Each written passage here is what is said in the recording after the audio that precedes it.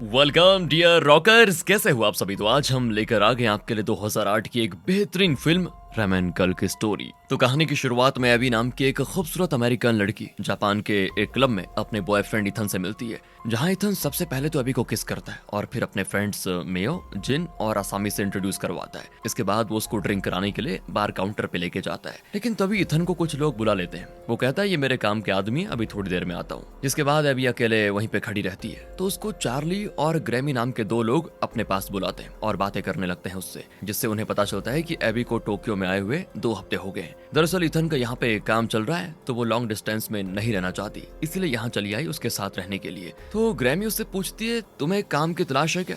AB कहती नहीं, मुझे ऑलरेडी जापानीज लॉ फर्म में कॉपी एडिटर की जॉब मिल चुकी है। फिर एबी ग्रैमी से पूछती है तुम क्या करती हो, तो वो कहती है मैं सचती संवरती हूँ और बिजनेसमैन को एंटरटेन करती हूँ। बेसिकली दोस्तों वो एक प्रोस्टिट्यूट है, पर वो अपने काम को ऐसे बेहतरीन तरीके से बताती है ना कि कोई उसको नीची नजरों से ना देखे। इसके बाद एबी ग्रैमी और चार्ली के साथ ड्रिंक वगैरह कर लेती है, और जब उसके बॉयफ्रेंड इथन की मीटिंग खत्म हो जाती है तो वो दोनों टैक्सी में साथ घर आ जाते हैं, जहां वो टैक्सी में ही शुरू हो जाते हैं। हाँ, किस वगैरह कर करके घर पहुंचते हैं, घर पे इंटीमेट भी होते हैं और थक कर सो जाते हैं। फिर अगली सुबह की बात है, एबी जब नहाने जा रही होती है तो देखती है इथन अपना सामान पैक कर रहा है। तो पूछने पे वो बताता है मुझे न्यू क्लाइंट मिला है, जिसकी वजह से मुझे ओसाका जाना पड़ेगा। तो एबी बड़े प्यार से कहती है क्या मैं भी तुम्हारे साथ चल सकती हूँ क्या। वो कहता है क्यों, तुम्हारा तो यहाँ जॉब है ना। एबी कहती है वैसे भी मुझे वो जॉब कुछ खास पसंद नहीं है, ओसाका में कोई दूसरा जॉब ढूंढ लूंगी, और जब तक काम नहीं मिल जाता ना हम टूरिस्ट बनकर ओसाका घूम लेंगे। इथन कहता है कि देखो मैं 24 घंटे काम में बिजी रहने वाला हूँ, मुझे एक पल भी फुर्सत नहीं होगी तुम्हारे साथ टाइम स्पेंड करने की,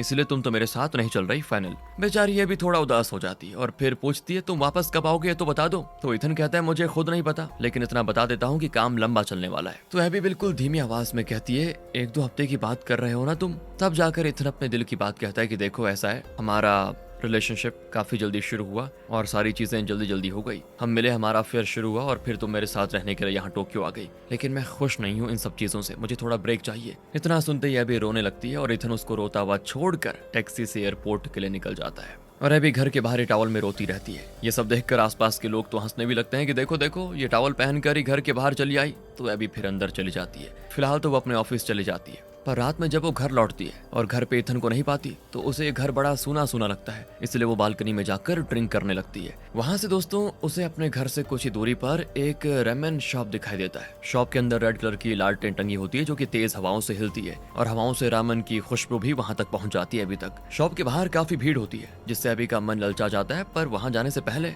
एबी इथन के लिए वॉइस मैसेज भेजती है कि आज सुबह जो हुआ उसके लिए मैं सॉरी कहना चाहती हूँ, मुझे नहीं पता था कि तुम मेरे आने से यहाँ ऐसा फील कर रहे हो। देखो जो हुआ सो हुआ, पर मैं चाहती हूँ कि हम दोनों म्यूचुअली इस रिश्ते को आगे बढ़ाएं, इसलिए वॉइस मैसेज मिलते ही मुझे कॉल करना, मुझे कुछ बातें करनी है। इसके बाद एबी उस रामेन शॉप जाती है, वो भी भीग कर, क्योंकि अभी तक बारिश भी शुरू हो गई थी। मगर शॉप पे जाने पे वो देखती है कि सारे कस्टमर्स तो जा चुके हैं और यहाँ का शेफ शराब पी रहा है और जापानीज में कुछ तो कह रहा है जो कि एबी के समझ में नहीं आता। तब वो इशारे में बताता है कि रामेन खत्म हो चुका है, तुम जाओ यहाँ से। आज सुबह से इतना कुछ एबी के साथ हो रहा था, और अब जब शेफ डांट कर उसको जाने को कहता है तो वो और रोना शुरू कर देती है। उसको रोते हुए देखकर शेफ कहता है कि ठीक है बैठ जाओ। तभी शेफ की वाइफ आती है और एबी को रोते हुए देखकर अपने हस्बैंड से पूछती है कि डार्लिंग ये रो क्यों रही है। तो शेफ बताता है भूख लगी होगी शायद, खाकर शांत हो जाएगी, चलो देखते हैं। तब तक में शेफ रामेन बॉयल कर लेता है, उसे वो एक सूप में डालता है और उसकी वाइफ उस बाउल में स्पिनच, मीट और बॉइल्ड सब्जियां डालती है। इसके बाद ये लोग एबी को रामेन सर्व करते हैं, और तब रोते हुए एबी बोल पड़ती है कि मुझे पता ही नहीं है मैं अपनी लाइफ के साथ क्या कर रही हूँ।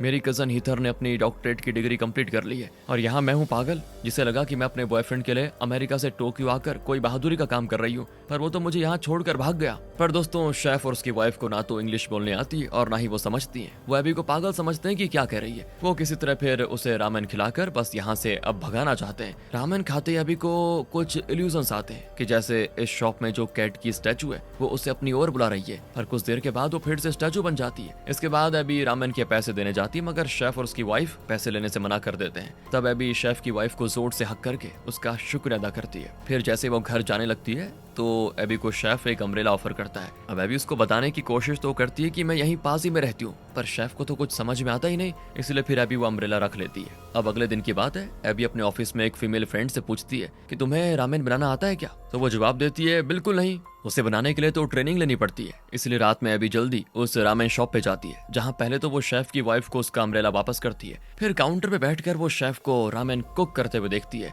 खौलते हुए पानी में नूडल्स को बॉयल करना, पानी से भाप निकालना, शेफ को रामेन छानते हुए देखना, ये सब एबी को बड़ा इंटरेस्टिंग लगता है। एबी के बगल में अधेड़ उम्र का एक कॉर्पोरेट एम्प्लॉय भी उदास बैठा होता है। वो जैसे ही रामेन खाता है ना, उसको हंसी आ जाती है, उसके साथ साथ एबी को भी हंसी आ जाती है। एबी को देखते ही शेफ पहचान जाता है कि ये तो कल रात वाली लड़की है। अब अपने कस्टमर्स को रामेन खाने के बाद हंसते हुए देखकर शेफ के चेहरे पे भी बड़ी स्माइल आ जाती है। फिर अगली रात एबी वापस से उसी रामेन शॉप में जाती है। इस दौरान वो ईथन को वॉइस मैसेज भी भेजती है कि मुझे तुमसे कुछ बात करनी है, फ्री होने पे कॉल करना। तो जैसे ही वो शॉप में एंटर करती है तो शेफ कहते हैं कि रामेन खत्म हो चुका है, वापस चले जाओ। मगर एबी को तो उनकी लैंग्वेज समझ ही नहीं आती, पर हाँ, उसे शेफ की वाइफ के पैर पे बैंडेज लगा हुआ दिखाई देता है और वो हल्का लंगड़ा लंगड़ा कर चल रही होती है। तो एबी उनसे कहती है लाइए मैं आपकी हेल्प कर देती हूँ, पर उन्हें भी तो इंग्लिश नहीं आती ना दोस्तों, इसलिए वो समझ नहीं पाती। तो एबी इशारा करती है उनके पैर की ओर और उनके हाथ से ट्रे लेने लगती है, जिससे वो समझ जाती है कि ये लड़की मेरी हेल्प करना चाहती है। तो वो उसको अपनी हेल्प करने देती है। फिर एबी दो ओल्ड लेडीज को उनके रामेन सर्व करती है। कुछ ही देर में वहाँ पर एक लोकल लड़का कैन आता है और जब उसे पता चलता है कि रामेन खत्म हो चुका है तो वो भी उदास होकर वहीं चेयर पे बैठ जाता है और उन्हीं मतलब दो आंटीज के साथ। और जब कैन की नजर एबी पर पड़ती है तो वो उन आंटीज से पूछता है कि ये नई लड़की है क्या यहाँ पर? वो आंटीज बताती है कि शेफ की वाइफ के पैर में चोट लगी है ना, इसीलिए ये लड़की उनकी मदद कर रही है। कैन कहता है कि हाय कितनी प्यारी है ये। तो वो आंटीज कहती है कि बेटा एक तुम अधेड़ उम्र के हो, तुम्हारी तोंद भी बाहर निकली हुई है और तुम्हें इंग्लिश भी नहीं आती, वो तो तुम्हें घास भी नहीं देने वाली। सुनकर कैन कहता है कि काश आंटी मैं स्कूल में थोड़ी पढ़ाई कर लिया होता तो आज मेहनत मजदूरी भी नहीं करनी पड़ती और अमेरिका में मेरी एक वाइफ भी होती। फिर जब सारे कस्टमर्स चले जाते हैं तो शेफ और उनकी वाइफ एबी को भी जाने को कह देते हैं, मगर एबी कहती है मैं यहाँ से नहीं जाना चाहती, मुझे यहीं पे रहना है आपके साथ। पर शेफ उसको हाथ पकड़कर वहाँ से निकाल देता है और कहता है कि सोने का टाइम हो गया, अपने घर जाओ। दरअसल दोस्तों एबी इसीलिए घर नहीं जाना चाहती क्योंकि घर पे ईथन नहीं है और वो अकेलेपन में रहना नहीं चाहती। वो यहाँ किसी को जानती भी नहीं है, इसलिए उसे शेफ और उसकी वाइफ में ही अपनापन महसूस होता है। पर कहाँ यार, वो लोग थोड़ी एबी की मजबूरी समझते हैं। तब एबी अपना दिमाग लगाती है और उनके साथ रहने के लिए वो आंधी तूफान की तरह उनके शॉप में दौड़ते हुए घुस जाती है और कहती है कि मुझे रामेन बनाना सीखना है। पर शेफ को तो समझ ही नहीं आता कि वो कहना क्या चाह रही है। तो वो अपनी जापानीज डिक्शनरी निकालती है और उसमें से टीचर वर्ड को दिखाते हुए कहती है आप मेरे टीचर बन जाओ। जिसपे शेफ कहता है कि नहीं नहीं, सवाल ही नहीं उठता, हमारे रामेन शॉप पे एक से बढ़कर एक अतरंगी लोग आते हैं और हमें एक और नमूने की जरूरत नहीं है। तब एबी कहती प्लीज मेरे टीचर बन जाइए ना, मैं आपकी तरह रामेन बनाना चाहती हूँ, लोगों के चेहरे पे हंसी लाना चाहती हूँ। मुझे पता है कि एक न एक दिन तो ईथन वापस आएगा ही, अगर मैं यहाँ से चली गई तो मैं दोबारा उससे कभी नहीं मिल पाऊंगी और इस शहर में मेरा मन भी नहीं लग रहा, इसलिए मैं चाहती हूँ कि आप मुझे रामेन कुक करना सिखाएं, जिससे मेरा मन भी यहाँ लगा रहे और आपकी भी मदद हो जाए। ये सब कहते कहते वो रोना शुरू कर देती है। तब शेफ इशारे में कहता है कि ठीक है, कल सुबह 5 बजे आ जाओ, सिखाता हूँ तुम्हें कुकिंग अच्छे से। अब दोस्तों अगली सुबह की बात है, जब शेफ और उसकी वाइफ सो रहे होते हैं तो एबी डोरबेल बजाकर उनकी नींद खुलवा देती है। दरवाजे पे शेफ जब एबी को देखता है तो सोचता है क्या आफत है यार, ये मेरे पीछे पड़ गई है। तो एबी इशारे में बताने लगती है हाथ दिखाकर कि 5 बज गए हैं, आपने मुझे बुलाया था। पर जब शेफ घड़ी की ओर देखता है तो उसमें 5:15 हो रहे होते हैं। वो कहता है कि तुम 15 मिनट लेट हो। तो एबी एक्साइटेड होकर कहती है अब मुझे क्या करना है? तो वो इशारे में कल रात के सारे बर्तन उसे क्लीन करने को कह देता है, ये सोचकर कि ये अमेरिकन लड़की इतने गंदे बर्तन थोड़ी धोएगी, खुद ही भाग जाएगी ये सोचकर। इसके बाद तो शेफ अपने ऊपर वाले माले पे जाकर सो जाता है जहाँ पे उसका बेडरूम होता है। और जब वो वापस आता है ना तो देखता है कि एबी ने सारे जूठे बर्तन धो दिए हैं, बिल्कुल चमका दिए हैं, पर 1-2 बर्तन में कुछ जूठा लगा होता है। शेफ उनको धोने लगता है तो एबी कहती है पर मैंने इनको धोकर सुखा दिया है, आप दोबारा क्यों धो रहे हैं? तब शेफ उसको वो जूठा दिखाते हुए कहता है कि ऐसे बर्तन धोए जाते हैं क्या? और फिर एबी भी कहती है कि लाइए ना मैं दोबारा इसको धो देती हूँ। मुझे सच में वो दिखा नहीं उस समय, लेकिन शेफ को दोस्तों गुस्सा आ रखा है। वो फिलहाल कहता है कि तुम बाथरूम को क्लीन करो। अब वो सोचता है कि बाथरूम क्लीन करने का काम थोड़ी करेगी है, लेकिन अभी तो वो भी करने लगती है। हाँ उसको थोड़ा घिन जरूर आती है, लेकिन फिर भी वो किसी तरह मुंह बनाकर पूरे बाथरूम को साफ कर देती है। पर शेफ से खुद ये सब देखा नहीं जाता और वो एबी को हाथ पकड़कर अपने घर से बाहर निकाल देता है और दरवाजा अंदर से बंद कर देता है। बिल्कुल एबी शॉप के साइड वाले दरवाजे से भी शेफ को दरवाजा खोलने को कहती है और उनके घर के पीछे वाले उस साइड वाले दरवाजे से भी, मगर शेफ दरवाजा खोलता ही नहीं। तो वो थक हार कर वहीं बैठ जाती है। काफी देर के बाद जब शेफ की वाइफ किसी काम से दरवाजा खोलती है तो एबी फटाक से अंदर घुस जाती है और टॉयलेट क्लीन करने लगती है। उस दिन शेफ एबी से इतना काम करवाता है ना, इतना काम करवाता है जितना एबी ने पूरी जिंदगी में नहीं किया होगा। रात में उसके पैर लड़खड़ाने लग जाते हैं, मगर सारे कस्टमर्स के जाने के बाद उनके जूठे बर्तन शेफ एबी को रात में ही क्लीन करने को कह देता है। उसकी वाइफ टोकती भी है पर वो नहीं रुकती और फिर थक हार कर एबी को रात में ही सारे बर्तन क्लीन करने पड़ते हैं। इस तरह से 4 महीने गुजर जाते हैं दोस्तों। शेफ कभी एबी से टॉयलेट क्लीन करवाता है, कभी जूठे बर्तन, तो कभी अपना घर, तो कभी कुछ, मतलब अपना घर और शॉप पूरी तरह से एबी से क्लीन करवाता है, मगर रामेन कुक करना नहीं सिखाता। और एक दिन जब वो रामेन बॉईल करने के लिए चढ़ाकर ऊपर अपने बेडरूम में किसी काम से जाता है तो एबी चुपके से रामेन की खुशबू सूंघती है और फिर एक बार बस रामेन को घुमाती है। तभी वहाँ पे शेफ आ जाता है और उसको डांटने लगता है कि तुम्हारी हिम्मत कैसे भी इस तरह बिना इजाजत के या छेड़ने की, तुम्हें क्लीनिंग की जॉब दी है वही करो। एबी भड़क जाती है दोस्तों, आज वो भी गुस्से में खूब सुना देती है उसको। वो कहती है पर मैं तो यहाँ पर आई थी रामेन कुकिंग सीखने के लिए ना, वो तो कभी नहीं सिखाया आपने। अब शेफ को एबी की बातें भले समझ में नहीं आती, मगर वो जिस टोन में बोलती है ना और जिस हाव भाव से बातें कहती है, शेफ समझ जाता है कि ये तो गुस्सा हो गई। तब वो एबी की डिक्शनरी से एक वर्ड ढूंढता है, शांत, और उसे शांत हो जाने को कहता है। मगर एबी शांत नहीं होती दोस्तों अब, क्योंकि अब सच में पानी सर के ऊपर से जा चुका होता है। इसीलिए एबी कहती है मुझे नहीं आना अब यहाँ दोबारा कभी भी।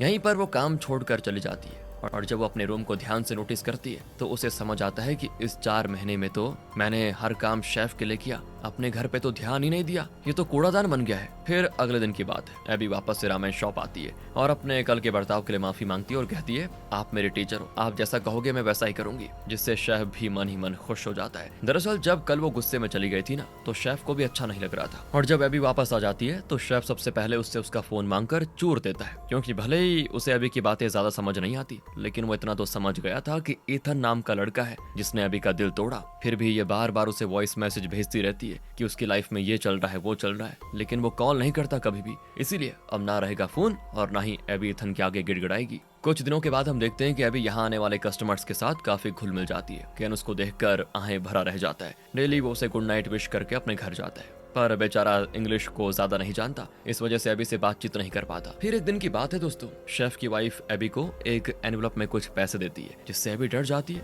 उसे लगता है कि ये लोग मुझे काम से निकाल रहे हैं, लेकिन शेफ की वाइफ कहती है कि तुमने जो इतने महीने से काम किया है ना, ये उस काम को अप्रिशिएट करने के लिए, जाओ थोड़े मजे करो, घूमो फिरो, जिससे एबी भी खुश हो जाती है। वो अगली रात वापस उसी क्लब में जाती है जहाँ वो ईथन के साथ गई थी। वहाँ वो फिर से चार्ली और ग्रैमी से मिलती है। फिर ये लोग एक रेस्टोरेंट में जाते हैं जहाँ इन्हें भी पता चल जाता है कि ईथन ने एबी से ब्रेकअप कर लिया है। तो वो दोनों दोस्तों एबी को तोशी नाम के एक क्यूट से लड़के से बात करवाते हैं। तोशी तो जापानीज है, मगर उसको इंग्लिश काफी अच्छी आती है, क्योंकि वो 1 साल लॉस एंजलिस में रहकर पढ़ाई कर चुका है। फिलहाल वो एक कंपनी में जॉब कर रहा है और यहाँ पर अपने मेल फ्रेंड्स अकीरा और कोमा के साथ आया हुआ है। तो ये दोनों ग्रुप साथ में मिलकर खूब मस्ती करते हैं और इन्हें वक्त का पता ही नहीं चलता कि सुबह 5 बज गए हैं। अपने अपने घर जाने से पहले तोशी एबी को अपना कार्ड देता है और कहता है कि मैं तुमसे दोबारा मिलना पसंद करूंगा। फिर एक दिन की बात है, शेफ के साथ एबी शॉपिंग करने जाती है, जहाँ शेफ के पास एक ब्लैक कलर की कार आकर रुकती है। उसमें से शैन नाम का बूढ़ा आदमी कहता है, शेफ जूमी पहचाना, ये है मेरा बेटा किम, जल्दी इसकी ट्रेनिंग कंप्लीट होने वाली है, जिसके बाद बड़े बड़े शेफ इसको अपनी ब्लेसिंग देंगे और फिर मुझे मेरी शॉप का वारिस मिल जाएगा। ये जानकर अपना शेफ समझ आता है कि ये मेरे जले पे नमक छिड़क रहा है, पर इससे एक बात अच्छी ये होती है कि शेफ एबी को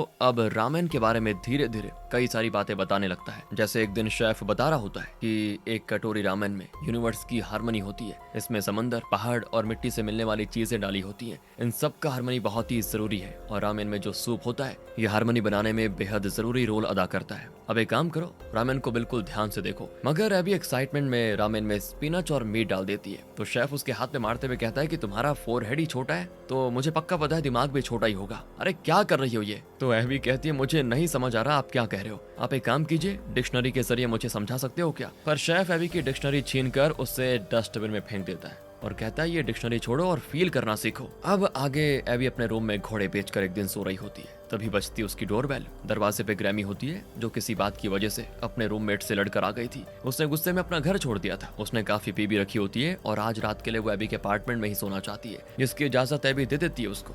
पर तभी फिर से डोरबेल बजती है। इस बार दरवाजे पे होता है तोशी। वो अपने हाथों में ग्रैमी का लगेज लिए होता है। वो बताता है ग्रैमी ने मुझे कॉल करके कहा कि जरा आकर मेरी मदद करो और मेरा सामान एबी के यहाँ पहुँचा दो। दोस्तों अब ग्रैमी तो सो चुकी है, तो तोशी इतनी रात में आ गया तो एबी उसके साथ ड्रिंक शेयर करती है। वो अपनी बालकनी से वो रामेन शॉप दिखाते हुए वहाँ होने वाले सारे ड्रामा के बारे में उसे बताती है। फिर जब एबी की सिगरेट खत्म हो जाती है तो ये दोनों बारिश में भीगकर सिगरेट लेने के लिए जाते हैं। तो इस दरमियान तोशी एबी से कहता है कि यहाँ एक रामेन म्यूजियम है, नेक्स्ट वीक मेरे साथ वहाँ चलोगी क्या? तो एबी कहती पहले मुझे ग्रैमी से परमिशन लेनी होगी। अब यहाँ पे एबी को ये लगता है कि ग्रैमी और तोशी एक दूसरे को डेट कर रहे हैं, लेकिन तोशी क्लियर कर देता है नहीं नहीं, हम बस अच्छे फ्रेंड्स बन गए हैं, मगर मैं तुम्हारे साथ म्यूजियम जाने में इंटरेस्टेड हूँ। एबी भी मान जाती है। आगे क्रिसमस सेलिब्रेशन देखते हैं। आज शेफ की वाइफ एबी को बताती है कि हमारे बेटे शिनो को क्रिसमस सेलिब्रेट करना काफी पसंद था, हम हर साल उसके लिए एक छोटा सा क्रिसमस ट्री लाया करते थे। वहीं जब अपना शेफ दोस्तों जिसका नाम सुमी है वो अपनी शॉप पे आता है ना और एबी के डेकोरेशंस को देखता है तो कहता है ये सब क्या है?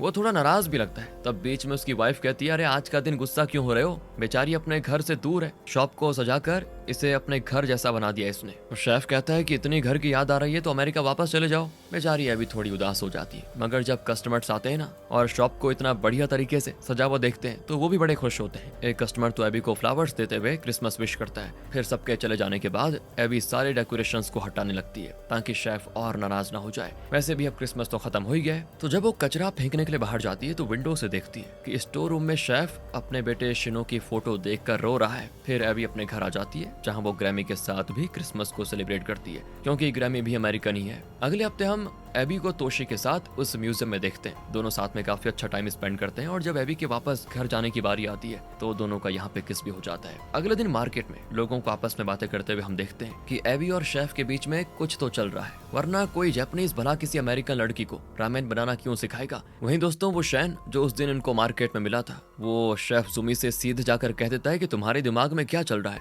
आखिर तुम इस अमेरिकन लड़की को रामेन बनाना क्यों सिखा रहे हो? तुम्हें क्या लगता है कि एक अमेरिकन लड़की हमारी तरह रामेन बना सकती है क्या? अरे तुम ये देखा देखी कर रहे हो ना, मैंने अपने बेटे को अपने शॉप का वारिस बनाने का सोचा, इसलिए तुम भी इस लड़की को ट्रेन कर रहे हो, पर तुम इस गलतफहमी में मत रहना कि ये मेरे बेटे की तरह रामेन बना लेगी। जिसपे जुमी कहता है कि अच्छा तुम्हें ऐसा लगता है क्या? सुना है चीफ शेफ कुछ महीने में यहाँ पर आने वाले हैं, तो देखना मैं कैसे उनसे एबी को ब्लेसिंग दिलवाता हूँ, सबके मुंह बंद हो जाएंगे। फिर इसके बाद जुमी अपनी शॉप पे जाकर एबी को रामेन देखने को कहता है तो वो कहने लगती है ये नूडल है या चिकन। जुमी फिर से गुस्सा हो जाता है और उसको डांटने फटकारने लगता है। वो एबी का मजाक भी उड़ाता है तो एबी भी बदला लेने के लिए कहने लग जाती है अरे आप तो बड़े रफ टफ बनते हो। तो फिर उस क्रिसमस वाली रात स्टोर रूम में आप अपने बेटे की फोटो को देखकर रो क्यों रहे थे? ये सुनते ही शेफ और भड़क जाता है और कहता है कि तुम यहाँ कुकिंग सीखने के लिए आई हो या फिर मुझ पे नजर रखने के लिए। इसके बाद थोड़ी देर के लिए वो अपने बेडरूम में चला जाता है और इस दरमियान जुमी की वाइफ एबी को बताती है कि वो फोटो मेरे बेटे शिनो की है जिससे मेरे पति ने 5 साल से बात तक नहीं की है। पर एबी को कुछ समझ ही नहीं आता कि वो क्या बोल रही है।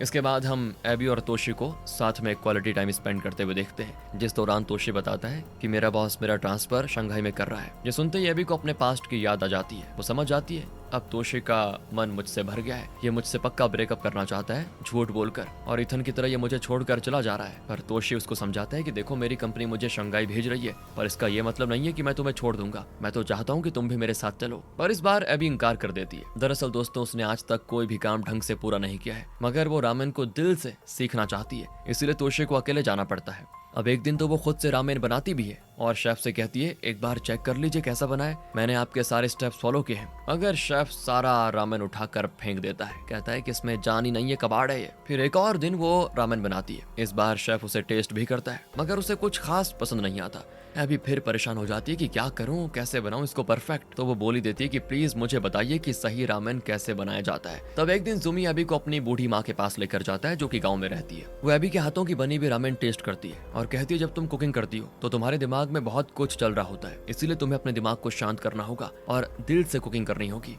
इस पे एबी कहती है ये करना कैसे है? तो वो दादी माँ बताती है तुम्हें ये सोचना है कि हर रामेन की सर्विंग एक गिफ्ट है जो कि तुम किसी खास को देने वाली हो। तुम्हें कस्टमर्स को सिर्फ कस्टमर्स नहीं समझना बल्कि उन्हें अपनी फैमिली समझना है। फैमिली के लिए हम कितने प्यार से कुकिंग करते हैं ना, ठीक वैसे ही तुम्हें कुकिंग करनी है। तुम्हारे हाथों की बनी रामेन को खाकर लोगों को तुम्हारे अंदर का प्यार महसूस होना चाहिए। मैं भी कहती पर मुझे तो प्यार के बारे में पता ही नहीं है। मैं जब भी सोचती हूँ कि मुझे मेरा प्यार मिल गया तब मेरा प्यार मुझसे दूर चला जाता है और मेरे दिल में उदासी और दर्द के सिवा कुछ नहीं बचता। तब जुमी की माँ कहती है फिर तुम अपने खाने में उन्हीं आंसुओं को डालो, तुम जो फील करती हो उसे ही डालो। एक दिन एबी रोते हुए रामेन बनाती है। वो खुलकर रोती है, खुलकर। और फिर जब वो रामेन कस्टमर्स को सर्व करती है ना तो उसे खाने के बाद कस्टमर्स को अपनी लाइफ में जो भी बुरी चीजें चलती है उनकी यादें आ जाती हैं और वो भी रो पड़ते हैं, जिससे उनका दिल भी हल्का हो जाता है। इस वक्त दोस्तों जुमी किसी काम से बाहर गया होता है। वो जब वापस आता है और अपने कस्टमर्स को रोते हुए देखता है तो पूरा खेल समझ जाता है। पर उसकी वाइफ इस चीज को समझने के बजाय थोड़ा सा रामेन सूप अपने हस्बैंड को पिला देती है जिससे वो भी अपने बेटे की याद में रोने लग जाता है। और यहाँ से कुछ दिनों के बाद अचानक जो चीफ शेफ है वो शहर में आ जाता है और हर रामेन शॉप में जाकर वहाँ का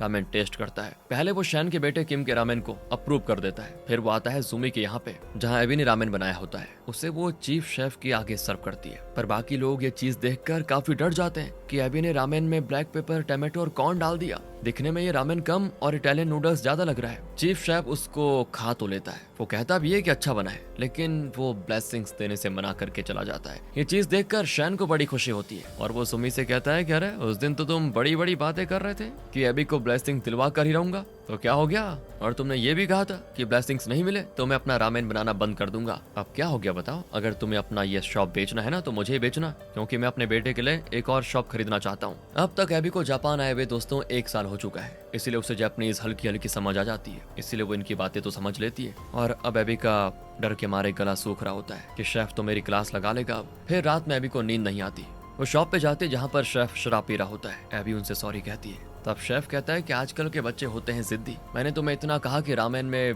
ये टमाटो वगैरह मत डालना, लेकिन तुमने मेरी बात नहीं मानी और देखो आज क्या हो गया। तुम बिल्कुल मेरे बेटे की तरह हो। शिनोबी हमेशा कहा करता था कि मुझे किचन की स्टडी करनी है, जिसके लिए वो पेरिस चला गया। वो एक रामेन शॉप का वारिस बनना ही नहीं चाहता था। मैं पिछले 45 साल से हर दिन काम करता आ रहा हूँ और अब बस मेरा हो गया। पर एक बात बताऊं तुम्हें, भले ही चीफ शेफ ने ब्लेसिंग्स नहीं दी, लेकिन मेरे लिए तुम ही मेरी वारिस हो। इसीलिए दोस्तों फिर जुमी पब्लिक में एबी को अपना वारिस बनाने का ऐलान कर देता है। सीन यहाँ से होता है 1 साल के बाद शिफ्ट। एबी जुमी का शॉप चला रही है और उसके शॉप पे लोगों की भीड़ लगी हुई है। साथ ही वॉल पे जुमी और उसकी वाइफ की फोटो टंगी हुई है, जिसमें वो अपने बेटे शिनो के साथ खड़े हुए हैं, यानी वो दोनों अपने बेटे के साथ रहने के लिए पेरिस चले गए और उनका ये शॉप एबी संभालने लग गई है। क्योंकि भले ही चीफ शेफ ने उसे ब्लेसिंग्स नहीं दी, मगर लोगों को एबी का भरपूर प्यार मिल रहा था।